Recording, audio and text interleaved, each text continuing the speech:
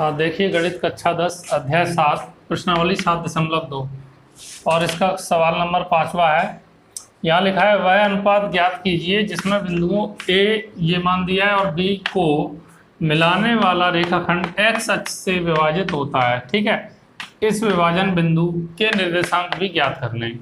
तो यहाँ पे जैसा लिखा है कि वह अनुपात ज्ञात कीजिए, हमने लिखा है यहाँ पे माना वह अनुपात m1 अनुपात m2 है, m1 अनुपात m2 है। और जो ये बिंदु दिए हैं, बिंदुओं ए और बी ये जो दिए हैं को बिल्कुल आपको जो भाषा लिखनी है वैसे ही लिखनी है। देखो बिंदुओं ये ए और बी को मिलाने वाला रेखाखंड, देखो यहाँ वही लिखा है मिलाने वाला रेखाखंड एक्स अक्ष पर स्थित बिंदु। अब बिंदु तो कोई लेना पड़ेगा ना आपको, तो बिंदु एक्स अक्ष पर स्थित बिंदु x0। अब यहाँ बात आती है कि ये क्यों लिया x0 में विभाजित होता है। अब इसको समझो, x0 क्यों लिया। देखिए ये हम बनाते हैं यहाँ पे, ये एक्स अक्ष होता है, ठीक है, तो ये होता है वाई अक्ष। अगर मैं कहूँ कि कोई बिंदु एक्स अक्ष पे है तो वो यहाँ होगी, ना तो ये इधर जाएगी ना नीचे आएगी इधर। तो यहाँ पे क्या होगा, y की वैल्यू 0 होगी, x की कोई वैल्यू होगी। मान लो यहाँ 3 है लिखा है, यहाँ 2 लिखा है, यहाँ 1 लिखा है, तो यहाँ x की वैल्यू कितनी होगी 3। लेकिन y की वैल्यू ना तो इधर कुछ वैल्यू आ रही ना इधर, y की वैल्यू 0 होगी। इसीलिए यहाँ पे px0 लिखा है। x अक्ष पे बात कर रहे हैं तो y की वैल्यू 0, y अक्ष पे होगा तो x की वैल्यू 0। ये ध्यान रखना, ठीक है। तो अब आगे इसे हल करते हैं। देखो तो इसके बाद हम क्या करना है, हमें सबसे पहले तो हमें देखिए अनुपात ज्ञात करना है। पहले तो हम अनुपात ज्ञात करते हैं। तो अनुपात के लिए तो विभाजन जो सूत्र होता है उसका उपयोग करेंगे। तो हमारे पास y की वैल्यू 0 है, तो हम क्या करेंगे, x और y दो वैल्यू होती हैं। विभाजन सूत्र मैं यहाँ साइड में थोड़ा सा लिख देता हूँ जिससे आपको अच्छे से समझ में आ जाए। विभाजन सूत्र क्या था, देखो विभाजन सूत्र जो था वो ये था m1x2 प्लस m2x1, ठीक है, upon m1 plus m2 comma m1y2 plus m2y1 बटे m1 प्लस m2। ये x के लिए होता है मान, x का मान होता है ये y का, ऐसे ये विभाजन सूत्र है, ठीक है। तो यहाँ पे देखो ये जो मान है y के लिए है तो y का मान है 0 है, तो 0 और इसको बराबर कर लेंगे हम।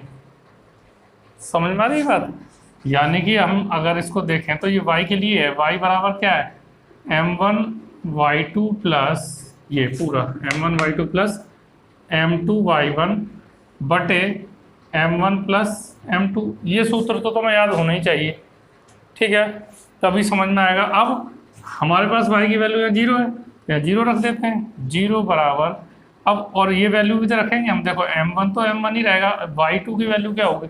अब ये यहाँ पे फिर समझ लो, देखो जैसा कि हम आगे सॉल्व करते आए, ये x1 y1 ये x2 y2, ठीक है। तो देखो अब यहाँ पे क्या लिखना है, y2 की वैल्यू, y2 कितना है 5 है, तो ये गुणा 5 प्लस m2 तो m2 ही लिखना पड़ेगा तुम्हें, गुणा y1 कितना दे, y1 -5 है, ठीक है, -5 लिख दिया, बटे m1 प्लस m2, इसके नीचे 1 मान लो, ठीक है। अब इसका गुणा 1 में करेंगे तो जो ये लिखा है वैसे ही आ जाएगा, ठीक है। तो एक काम करते हैं, इसका इंटू भी कर लेते हैं तो थोड़ा सही रहेगा। 0/1 पहले ऐसे लिख लो, इसका 5 का गुणा m1 में होगा तो ये आ जाएगा 5m1, और माइनस प्लस माइनस होता है -5m2 बटे m1 प्लस m2, ठीक है। अब इसका गुणा करो 1 में तो वही संख्या आ जाएगी जो लिखी है, 1 में गुणा करेंगे तो कोई अंतर नहीं पड़ेगा। तो 5m1 माइनस 5m2 बराबर, अब इसका गुणा करेंगे 0 में। अब हमें पता है किसी भी संख्या का गुणा अगर 0 में करते हैं तो वो संख्या 0 हो जाती है, तो ये बराबर क्या हो जाएगा 0। अब इसको उधर पक्षांतर कर देंगे तो क्या बचेगा, 5m1 बराबर, ये माइनस के हैं तो ये प्लस के हो जाएंगे m2। अब इसको इसके नीचे ले आएंगे और इसको इसके नीचे, ठीक है ना।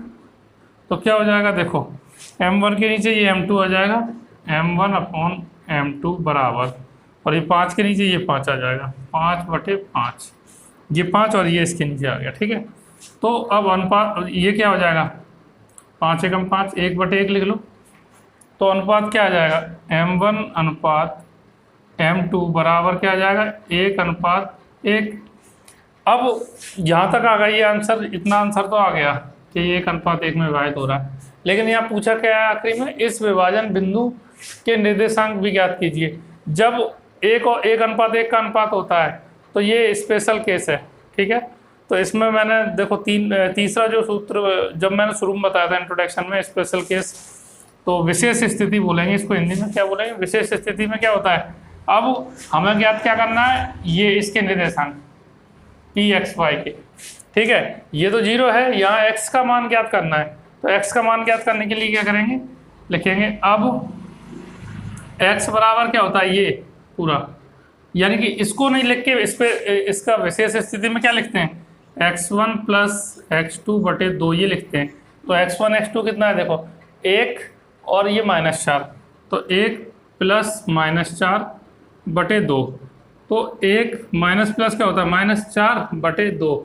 तो x बराबर क्या आ गया, 4 में से 1 गया तो -3/2, ठीक है। यानी कि ये जो बिंदु है ये क्या आ जाएगा, तो पूछा क्या है हमें, देखो विभाजन बिंदु के निर्देशांक, तो यहाँ पे लिख दो अतः